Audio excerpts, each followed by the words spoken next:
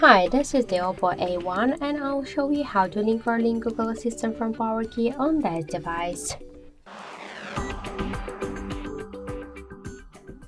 So if you want to use the Google Assistant from PowerKey button, by press and hold the power key like in my case, you should first open the settings, then scroll down to additional settings and tap the power button. Here click to press and hold power menu and switch power menu to voice assistant, and now by press and hold to the power key button you'll use the Google Assistant, and just to turn off your device you should use the power key and the volume up buttons together.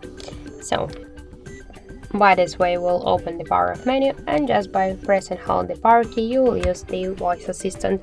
To unlink voice assistant from power key you should just switch voice assistant to power menu. So that's it, thank you for watching, and if you find this video helpful leave thumbs up and subscribe.